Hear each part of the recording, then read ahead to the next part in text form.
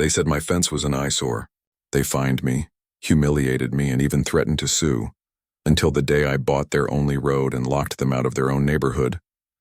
If you've ever dealt with arrogant HOA bullies who think they own you, hit that like button, subscribe, and get ready, because this revenge was years in the making. I bought a quiet ranch on the edge of a gated community.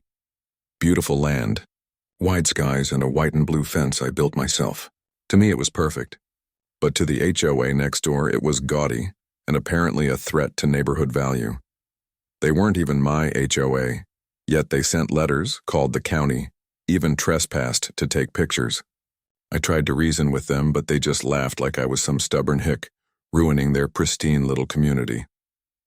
One evening, their president, Karen, of course, showed up with 2 board members, acting like they owned the land beneath my boots. They told me to repaint my fence to blend in. My hand shook with anger, but I smiled. "You'll regret this," I said. That night I couldn't sleep. Every word they said replayed in my mind, fueling a quiet, burning resolve. So I did some digging. And that's when I found something wild.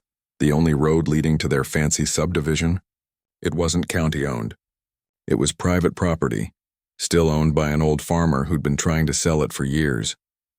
I met with him the next day, and within weeks the deal was done. I bought it, all of it. The morning the paperwork cleared, I had a big metal gate installed right across the road. Shiny new sign, private road, no HOA access. The next morning, chaos. Dozens of furious homeowners stuck at the gate, honking and yelling. Karen was there, red-faced and screaming, pounding on the metal. I just stood on my porch, coffee in hand, watching the show. Eventually, the HOA had no choice. They had to pay me a toll for temporary access while negotiating a permanent easement, at triple the price they'd fined me for my ugly fence. Sometimes karma doesn't knock. It builds a gate.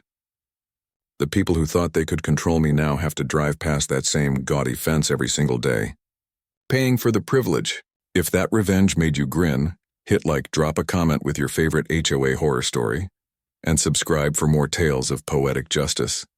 Because sometimes, payback really is paved with satisfaction.